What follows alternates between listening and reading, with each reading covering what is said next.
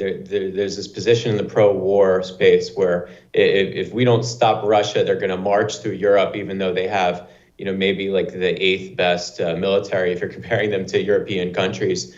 And then if you're worried about Europe, tell the Europeans to step up. And in addition to that, I would ask Congressman Crenshaw, I want a number.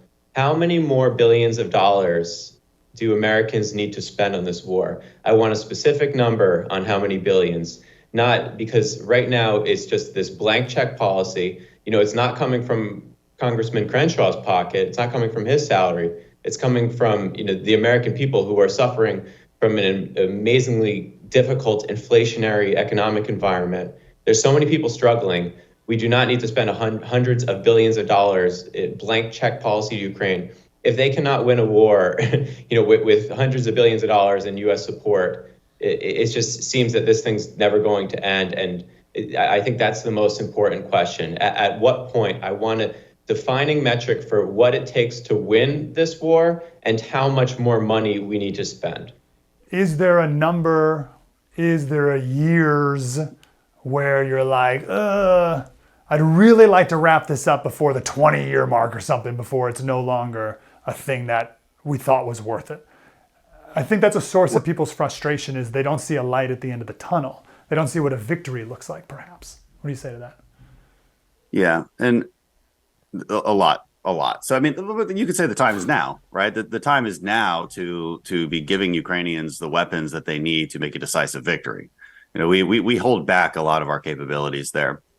And I think what we should do is, we look at the aid package that the Biden administration is requesting. I think Congress should take a look at that, whittle it down quite a bit. You don't need to be spending that much money to give them a decisive victory. Now, victory for us means something different than maybe victory does for Ukrainians. And we just have to be forthright about that.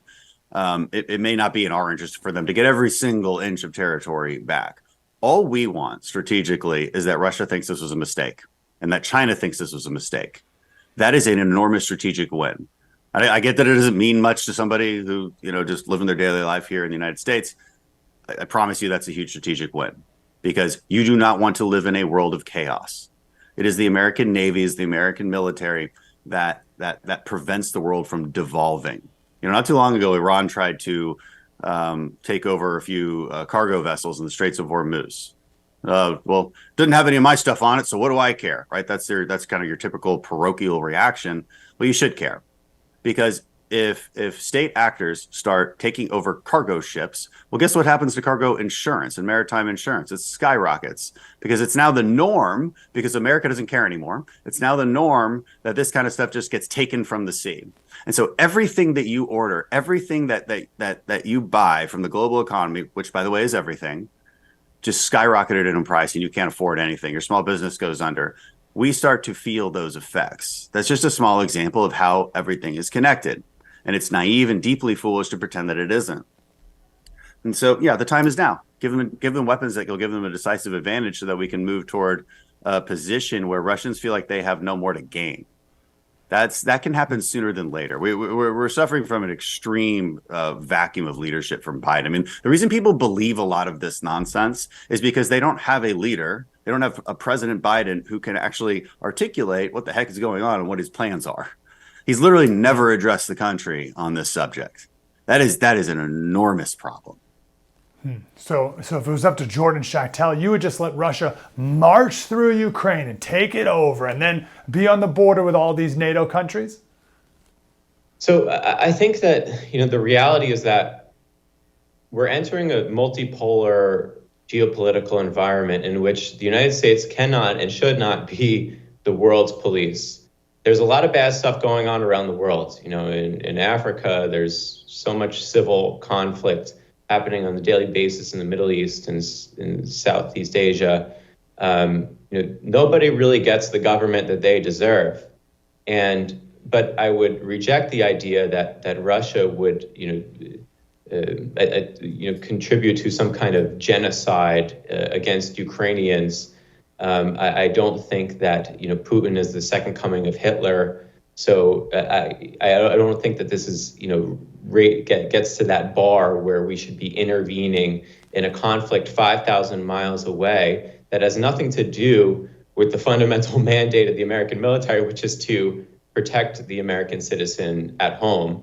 And even if you want to protect the American citizen abroad, it still has nothing to do with the conflict in Ukraine. It's just so absurd. I reject all of these World War II analogies. The reality is that you have two shades of gray fighting between each other. And if the flags change in the Donbass, we shouldn't have to spend hundreds of billions of dollars to prevent that from happening. Donald Trump says, I want peace.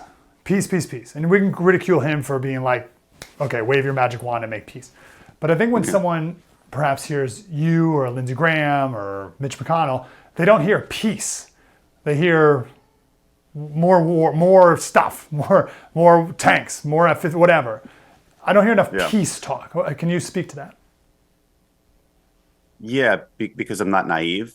Because I'm not a fool. So a fool might say, I'm for peace. Well, that's nice. I mean, go write a fiction novel about your peace. We're not the ones who choose peace or no peace. The Russians are. So you have to put them in a position where they have to choose peace. And you do that through strength. And so that's why you don't hear it, because I'm not stupid. And I'm so tired of this, right? Like, I hear people try to take this like silly third option. Well, I'm for peace. I just think people should stop fighting. We're fueling a war.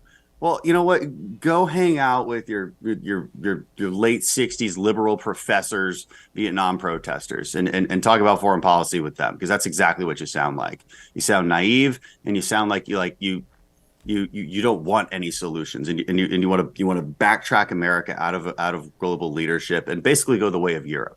If you want to go the way of Europe, if you want to be like Europe, where you're completely dependent on others, where you have no leadership in the world, where you have no say in what goes on, then by all means, we should go down this isolationist path.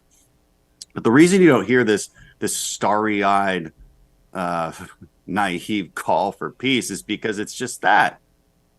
Our position of imposing that strength up front, quickly and decisively, is what actually leads to peace.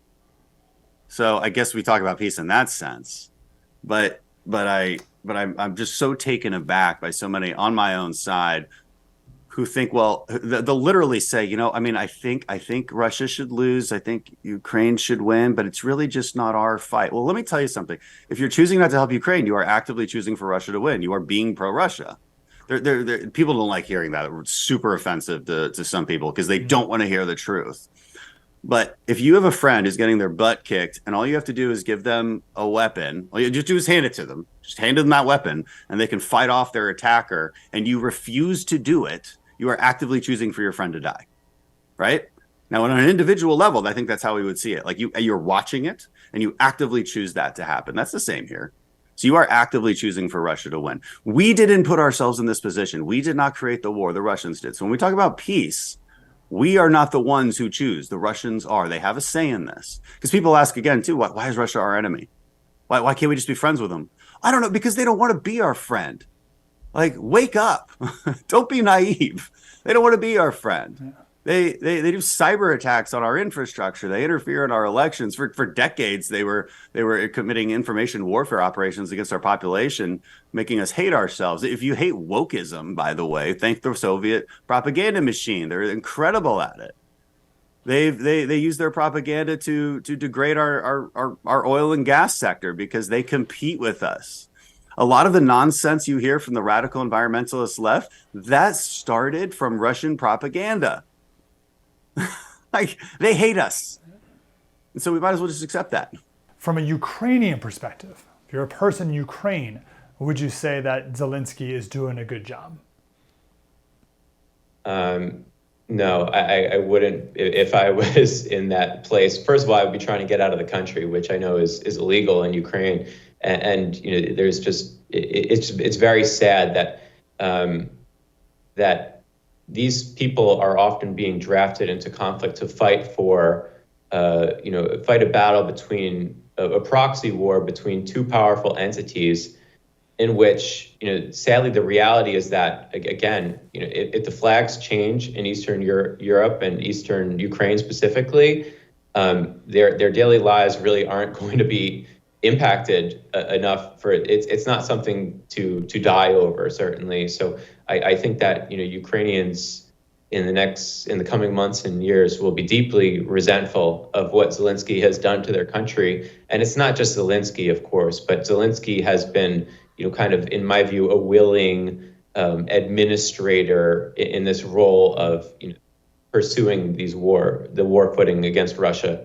I hope you enjoyed that clip. We have much more on the website, firsttv.com/exposed about Zelensky. And we do a lot of these exposed specials as well. Again, the firsttv.com/exposed.